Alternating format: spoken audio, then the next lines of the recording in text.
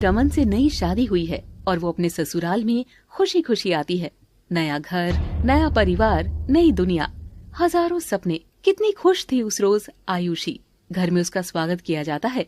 सास दरवाजे पर खड़ी थी। दरवाजे की ओट में खड़ी थी उसकी ननद रिचा। तभी भीतर से पायल की छन छन करते हुए पूजा की थाली लिए एक औरत दरवाजे की ओर आती है। उसके सर पर आधा घूंघट था। उसने नीलिमा को पूजा की थाली दी और खुद पीछे खड़ी हो गई। नई बहू का खूब खूब स्वागत है। माँ जी, ये घर तो सपनों के घर से भी बड़ा है, क्या मैं देख लूं? देख ले, तेरा ही तो घर है ये। घर सचमुच बहुत बड़ा था। उसमें खूब सारे कमरे थे।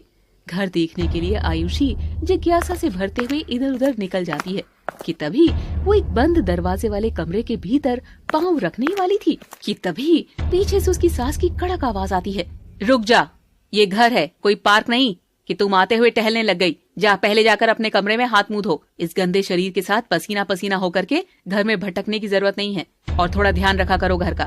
तुम घर की नई बहू हो। जी माँ जी, सॉरी। लगता है घर के कुछ नियम हैं जो तुझे टाइमली ही सीखने पड़ेंगे आयुषी, वरना माँ जी को सासू माँ बनने में देर नहीं लगेगी। आयुषी नीलिमा की ऐसी कड़क फटकार से एकदम से सहम जाती है। उसने अपने घर पर ऐसा बर्ताव कभी नहीं देखा था, लेकिन उसकी माँ ने समझाया था कि सास जो बोलेगी वही पत्थर की लकीर है। इसीलिए आयुषी हाँ में सर हिलाकर नजर झुकाते हुए चुपचाप अपने कमरे में चली जाती है। नीलिमा बंद दरवाजे की ओर जाकर उसको चेक करती है कि कहीं खुला तो नहीं है। फिक्र मत करो माँ, आयुषी मुझसे बहुत प्यार करती है। इन सब चीजों पर उसका बिल्कुल भी ध्यान नहीं जाएगा। उधर आयुषी अपना आलीशान कमरा देखकर खुश थी। वो 2 मिनट बाद बाहर क्या हुआ ये सब भूल जाती है। उसके चेहरे पर नई नवेली दुल्हन बनने की अलग रौनक थी। वो इंतजार करती है कि रमन आएगा और उसे लिपट कर अपनी खुशी जाहिर करेगा, और वो सजकर बिस्तर पर बैठ जाती है। काफी देर हो चुकी थी। बिस्तर पर उसे बैठे हुए अब घड़ी में घंटा दर घंटा समय आगे बढ़ता जा रहा था। अब रात के 1 बज चुके थे, लेकिन अभी तक रमन ने कमरे में प्रवेश नहीं किया था।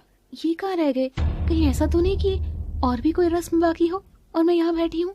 नहीं, मुझे बाहर जाकर देखना चाहिए, वरना माँ जी को फिर से मुझ पर गुस्सा आ जाएगा। अब आयुषी भी बाहर जाकर देखती है तो बड़े घर में चारों ओर कोई भी नहीं था। वो रमन को ढूंढने लगती है। रमन, आप कहाँ हैं? रमन, आप यहीं हैं क्या? रमन! मगर जब रमन कहीं पर नजर नहीं आता तो आयुषी की नजर अचानक से उस बंद कमरे पर पड़ती है। वो बंद कमरा उसे अपनी ओर आकर्षित कर लेता है और वो आहिस्ता आहिस्ता अपने कदम उस बंद कमरे की ओर बढ़ाने लगती है। आयुषी अपना हाथ कमरे के दरवाजे की ओर बढ़ा ही रही थी कि अचानक से कमरा खुलता है और कमरे के भीतर से रमन बाहर आता है। आयुषी रमन को भीतर से आता देखकर चौंक गई और रमन आयुषी को दरवाजे पर खड़ा देख करके सहम जाता है। तो तुम रात के 1 बजे यहाँ क्या कर रही हो? मेरी जासूसी कर रही हो क्या? हाँ? नहीं, मैं तो बस आपको ढूंढ रही थी। आप तब से कमरे में आए नहीं। हाँ, थोड़ा हिसाब किताब में कहीं फंस गया था। बस सच कर बैठने के अलावा भी और भी काम है मेरे पास। चलो तुम।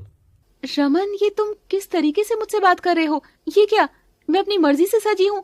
तुम ही मुझे यहाँ पर दुल्हन बनाकर लेकर आए हो ना? पहली रात तो दुल्हन बनकर ही लड़की अपने पति। मेरा वो मतलब नहीं था, बस थोड़ा काम के स्ट्रेस से परेशान हूँ। तुम नाराज मत हो ना। चलो हम लोग क्वालिटी टाइम बिताते हैं। रमन आयुषी को मनाकर बहला फुसलाकर कमरे में लेकर जाता है। न जाने आखिर इस घर में क्या चल रहा था। आयुषी के मन में भी कुछ सवाल उमड़ गुमड़ रहे थे। अगले दिन आयुषी घर में फ्रेश माइंड से उठती है और वो तैयार होकर बाहर आती है तो देखती है कि घर का काम तो पहले से किया हुआ है। तभी उसकी किचन में नजर पड़ती है और वो चौंक जाती है। किचन में वही कल रात वाली औरत फिर से घूंघट किए खड़ी थी और सब्जियां काट रही थी। ओह हाय, मुझे किसी ने तुमसे मिलवाया नहीं। मेरा मतलब जैसे रिचा मेरी ननद है, रमन मेरे पति है और सासू माँ मेरी सास है, तो वैसे ही तुम कौन हो और तुम्हारा मेरा क्या रिश्ता है? आयुषी के सवालों को सुनते हुए वो वहाँ खड़ी औरत अचानक से सकपका जाती है और चाकू सब्जी की जगह उसके ही हाथ पर चल जाता है। अब उसके हाथ से ढेर सारा खून बह रहा था। ये देखकर आयुषी घबरा जाती है और उसका हाथ थाम करके उसकी मदद करने की कोशिश करती है, लेकिन तभी वो औरत आयुषी का हाथ झटक देती है। दूर रहो मुझसे, मैं ठीक हूँ, मुझे काम करने दो, सबके लिए नाश्ता बनाना है, सब भूखे होंगे। वो औरत अपनी चोट की परवाह किए बिना ही फिर से काम में लग जाती है। आयुषी को बड़ा अजीब लग रहा था। वो जानती तक नहीं थी आखिर ये औरत है कौन, और औरत भी कुछ देर में अपना सारा काम निपटा लेती है। और इधर सोफे पर बैठी आयुषी बार बार उसकी तरफ ही देख रही थी। तभी वहाँ से रिचा गुजरती है और वो रिचा को रोककर पूछती है, रिचा, तुम सबने मुझे इससे नहीं मिलवाया, आखिर कौन है ये जो हमारे घर में भी रहती है, लेकिन किसी ने मुझे उनका परिचय नहीं करवाया।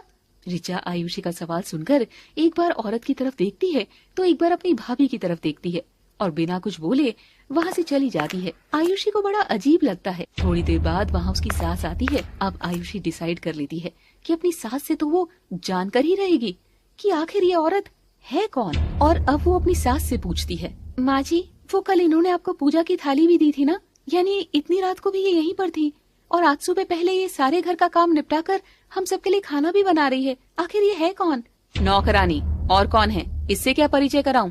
जब घर में इतने लोग हैं तो काम करने के लिए नौकर तो चाहिए ना, और फिर आएगी जाएगी, कितना समय बर्बाद हो जाएगा, इसीलिए यहीं रहती है। आयुषी ने अपनी सास की बात मान ली और उसे विश्वास भी हो गया कि रसोई में काम करने वाली औरत एक नौकरानी है। रमन, आ जाओ, तुम भी साथ नाश्ता कर लो। हाँ, नीलिमा रमन को कुछ इशारा करती है। आयुषी, तुमको टेबल से उठना होगा। मगर क्यों, क्या हुआ? आयुषी, तुम बाद में खा लेना। अरे वाह, ये क्या मतलब है बाद में खा लेना? भूख तो मुझे अभी लगी है और तुम क्या अकेले ही सारा नाश्ता खाने वाले हो? नहीं ना पीटू, तुमको तो मेरे हिस्से का खाना खाने नहीं दूंगी। जब वो कुछ बोल रहा है तो उसकी बात सुन, समझी? नीलिमा टेबल पीट कर इतनी कड़क आवाज में कहती है कि वो चौंक जाती है। माँ जी, क्या? हमारे घर का नियम है कि औरतें अपने पति से पहले या साथ बैठकर नहीं खाती हैं, इसलिए एक बार मैं खा लूं फिर तुम खा लेना। आयुषी खाने की प्लेट के सामने से डरते हुए उठती है। उसे नीलिमा से अजीब सा डर लगने लगता है और वो साइड में जाकर खड़ी हो जाती है। तभी वो देखती है कि औरत रसोई की सब साफ सफाई करके और खाना बनाते ही चुपचाप अपने कमरे के भीतर चली जाती है। ये वही कमरा था जिस कमरे से रात को रमन निकला था। आयुषी को ये बात हजम नहीं होती, और अगर वो नौकरानी है तो इतनी डरी सहमी सी घर में क्यों रहती है? आयुषी के मन में हजारों सवाल कौंधने लगे थे, मगर वो किससे पूछती? कुछ तो इस घर में अलग है, मुझे पता करना होगा। आयुषी अब उस औरत से बात करने की कोशिश करती है। वो जब भी उसे घर में नजर आती उसके पास जाती, मगर तभी नीलिमा या रमन उसे कोई दूसरा काम देकर उस औरत से अलग कर देते। मगर एक शाम उसे घर में कोई नजर नहीं आता, न ही उस औरत का दरवाजा बंद था। आयुषी को यही गोल्डन चांस लगता है। वो आव देखती है ना ताव, और जल्दी से उसके कमरे का दरवाजा खोलकर भीतर घुस जाती है। बच गए रे, किसी ने मुझे अंदर आते नहीं देखा। आयुषी दरवाजे से सटकर आंख बंद करके हाफ ही रही थी कि तभी जैसे वो आंख खोलती है उसके सामने एक औरत खड़ी थी। आयुषी उसकी ठुड्डी और होठ देखकर इतना तो समझ गई थी कि ये वही नौकरानी है। आप यहाँ क्या करने आई हैं? आपको अंदर नहीं आना चाहिए था, जाओ यहाँ से। ओह, तो उस घूंघट के पीछे का चेहरा ये है? ठीक ठाक तो दिखती हो, तो मुंह छिपाई क्यों घूमती हो? और काम करने वाली जगह घूंघट कौन करता है भला? तुम तो ऐसे रहती हो जैसे यहाँ तुम्हारा ससुराल हो और मेरी सास तुम्हारी भी सास हो। वैसे खाना अच्छा बना लेती हो, मुझे सिखाओगी? अच्छा, नाम क्या है तुम्हारा? मगर वो औरत किसी भी बात का जवाब नहीं दे रही थी। ये देखकर आयुषी को चिढ़ मचती है। बड़ी बदतमीज हो, मैं सामने से इतने प्यार से बात कर रही हूँ, तुम्हारा नाम पूछ रही हूँ और तुम कुछ नहीं बोल रही। तभी औरत इशारा करके आयुषी को पीछे वाली दीवार दिखाती है और आयुषी भौएं चढ़ाते हुए पलटती है तो देखती है कि पीछे एक बहुत बड़ी शादी की फोटो टंग रही थी जिस पर लिखा था रमन वेड्स भावना, और ये औरत ही फोटो में थी। मैं हूँ भावना। आयुषी के सदमे से पांव लड़खड़ा गए थे। अब देखिए अपनी सौतन को पाकर आयुषी कैसे इस बात को पचा पाएगी। जानने के लिए देखते रहिए सास से प्यारी सौतन कहानी।